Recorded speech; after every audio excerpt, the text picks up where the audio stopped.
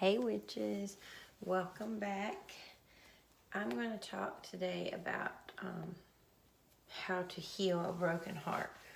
Talked about shadow work. We talked about getting rid of people in your life that do not serve you in the right way.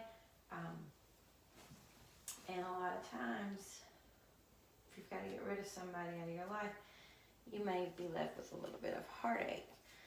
So I thought I would give you guys some tips on how to get rid of that heartache. Okay,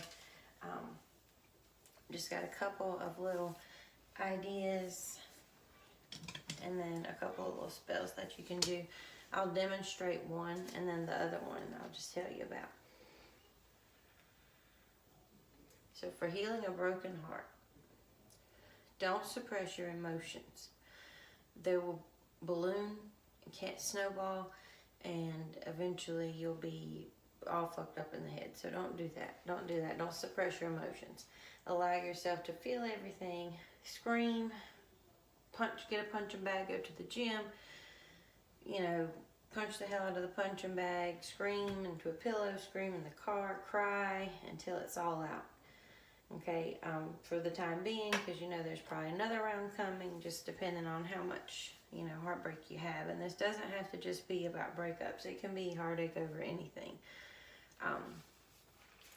If you have the book Witchery, she has several spells in there. She's got a really cool witch hazel spell on page 160. If you have that book, I'm sure you probably already read it. But I'm not going to go over that one because I have some other ones. And I have one that I actually, one of my spells is in here too. I thought I would share with you. Got out the BOS and decided to share it with you. So for the first spell, what you're going to need is a green candle, paper and pen, black lipstick, and then an item or picture that reminds you of the person.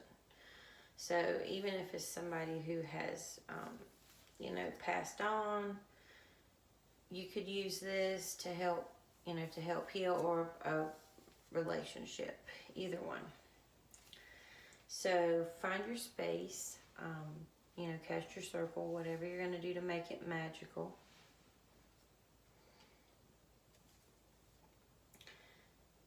You're going to light a candle, the green candle. Doesn't matter what size. Chime would be fine.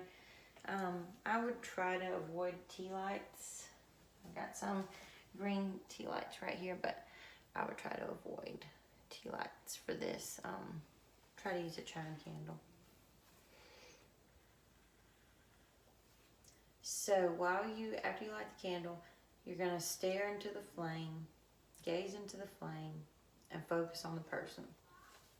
You're going to do this however long you need to, okay?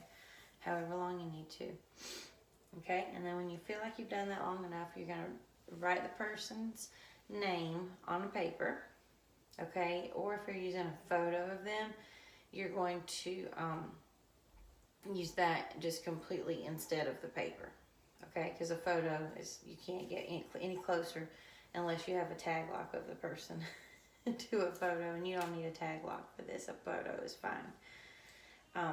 So you're going to take the paper or your photo and then put on our favorite color lipstick, which is black. Put on your black lipstick and then kiss the name that you wrote on the piece of paper. Or what you would do is, if you have the photo, kiss the face of the photo. Now, if this one is someone who has died, your releasing of the person is going to feel a little different. And you're not releasing the person completely, you're just releasing your pain. So focus on releasing your pain. If it's a person and you've grown to, hate that person, then because you're going to burn this, as you burn it, you will think about, letting go of the pain from that person and also getting that person out of your life. And if you need to banish them, banish them. There's lots of easy spells out there. You can write their name on a bay leaf, put their birthday on there, burn it, put it in your palm, rub it with something spicy, some chili seeds, some cumin, cayenne, whatever, all of them, black pepper, and then rub it into your palm, and then blow it into the wind and say, I banish thee. You can do that. That's a really easy way. And then there's other ways. There's cord cutting, whatever else you need to do in addition to this. This is just so that you can heal after. So anyway, after you kiss their name in the black lipstick, or you kiss the photo with the black lipstick, you're going to set the shit on fire, okay? And as it burns, because you've already concentrated, on them a lot throughout this, so you're ready to start healing. So as the paper burns, you will begin to heal. So I found that little spell when I was looking up some spells, and I thought that was cool, mainly because it involved black lipstick, but I also love to burn stuff, especially if I'm trying to rid myself of something. In this case would be heartache. I just thought that was a cool spell. So another one, this is mine. So of course it's a moon spell. So it's called Moon Spell for a Broken Heart. And I've done this a few times in the past couple of weeks, probably 4 or 5 times. So this last one again, I just made a little side note, is not only for a breakup, you can use it also for a death. The other one's kind of, was kind of more driven toward a breakup because you're burning the paper, but sometimes if your pain is grave enough, you may want to do both. But either one's fine. I like this one because I wrote it. So anyway, my daughter's in the bathtub, guys, if you hear her crying because she doesn't want to get out. All right, so what you're going to need, you're going to need either waxing moon water or full moon water, okay? I've got some in this bowl here. So you're going to need that. If you don't have moon water, that's okay, but it works best with moon water. Specifically full moon water. You're going to need white candles. You can do 1 candle. You could do 4. Put 4 around the bowl.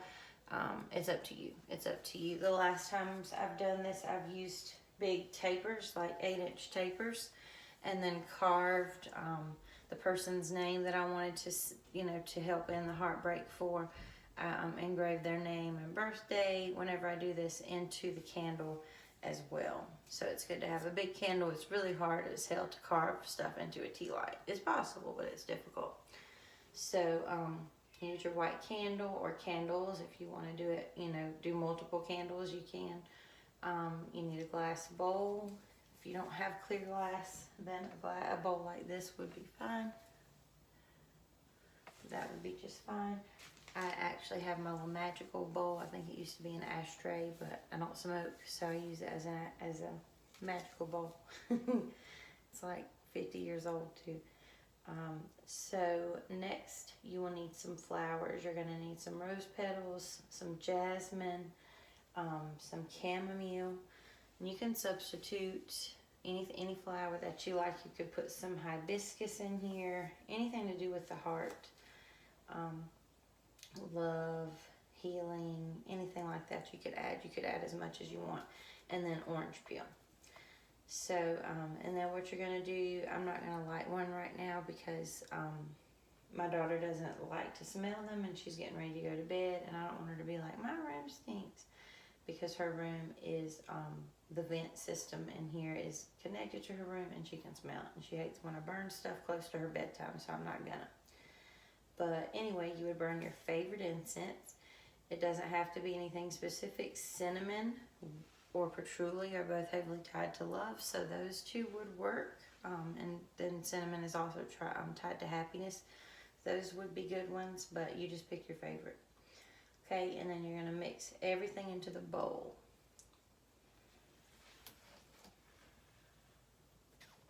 So you would take your cinnamon stick, plop it into the bowl. You would take your chamomile, and then as you take out each herb, you're going to cup it in your hands, and then you can blow on it. All my herbs are already cleansed, but if you need to cleanse it with some Palo Santo or some blue sage. but I like to get my breath on it. And then I like to say something like, I rid this chamomile of all negative energies, and I bless and charge it with the power of healing. Something like that, and then put it in there. I just like to give them a little talking to first, and it's because it's so they know their purpose, because you know you can use these for anything. So I would do the same thing, and since I'm not really casting this for anybody right now, I'm not going to go through and bless and empower each one. But I will show you what it looks like, because it is pretty. And I would be using, instead of this little white candle here, I would be using a 6 to 8 inch taper. So the jasmine is such a pretty spell. It has to be. I wrote it. And then some rose petals. I've got some fresh petals drying right now. They're looking good. They're red. It's gonna be a while since I've had red. I've been using pink and orange for a while. So then those. So you would take all these, and if you wanted to add clear quartz or rose quartz, any stone that you wanted to add, go ahead and add. Do not add selenite. Do not get it wet. Do not get it wet. It's delicate. I have black tourmaline here too, because these are the two crystals that you can really add to this to help speed along the healing.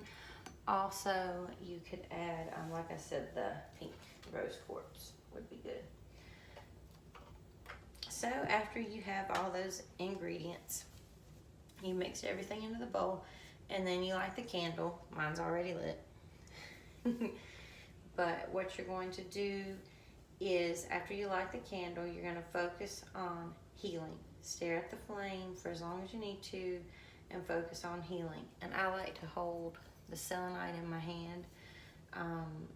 If I'm doing this for someone else or for myself, I like to hold this in my hand, because it just, I don't know, it helps. It's just such a healing crystal. It's insane how healing it is.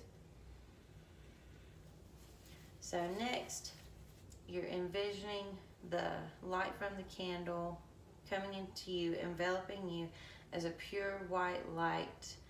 It's going to envelop your mind and your body, and you're going to continue to meditate on healing for a few minutes, okay? Do it as long as you can. Focus as long as you can. I know if you're upset, and try to get in that right headspace before spell casting, because you don't want to mess up and do something that you shouldn't be doing. Or that, you don't act something that happens that you don't want to happen. So next, and I had already put a cinnamon stick in there, guys. I don't know if I did that before or after. That just rang a bell for some reason. So now is the important part. So what you're going to do, you're going to place your hands in the bowl, okay? And I'm not going to do it because I've got my pretty black gloves. But you're going to submerge both hands. That's why it needs to be a bowl about this size or bigger. Even bigger is great. And you're going to put both hands in. You're going to feel the herbs. You're going to feel the water. You're going to really focus on the elements in that bowl. The elements of love, healing. You've got your moon water in there. There's just a bowl of magic. So you're going to focus on those elements, okay? And acknowledge the elements as you're meditating in that bowl. So you're switching over from meditating in the fire to now you're meditating with the bowl. And you don't have to do such as formal meditation, just kind of focus. You can have your eyes open, you can look at what you're doing, or you can close them, but just feel, submerge your hands and just concentrate on the healing powers that are in that bowl. And as you're doing that, say, as the moon grows full, my heart will heal. Happiness and joy is all I will feel. And then it's good to do this anytime. Whenever you need healing, heal yourself. Don't worry about the moon phase and all that stuff. It would be a great full moon spell, or even a dark moon spell because it's a new beginning, but do it whenever you want. Whenever you want. Because your healing is more important than waiting on the correct moon phase or day of the week. It'd be okay. We stack magic. It doesn't have to happen on those certain days. We just stack it. So you're going to repeat that phrase while focusing on the element of water. You're going to continue to focus on that. Water is so powerful, so healing, and so cleansing. It's a wonderful element. I love fire, but I'm actually a water sign. But I love fire. But I love water too. So anyway, I know I keep interrupting my spell, but repeat that part as many times as possible, or as many times as you feel necessary. Okay? And then you're going to go back to your fire and meditate with your candle a little bit longer, and then say the words into the candle. And then when you finish, you're going to pour this. You can strain it if you want, but you're going to pour this into your bath water. And take a nice healing bath with it. You can bring your candle in there with you and just let it finish burning, and take a nice bath. You can add any oils that you want. I may add into this oil, some of this peace oil maybe. Maybe some brigade oil, which is downstairs. But I may add a couple of those in there to, just amp it up. And after I carve the candle, I may dress it with something like this. Dress it with some kind of oil. You could use anything that you have, cinnamon oil, peppermint oil. Dress your candle, and then this is optional, but you can dress your candle, put your name and your birthday, like I said earlier. Something else that I have that's optional, you can cut off a piece of your hair from like the back of your head from the inside where nobody's gonna ever notice.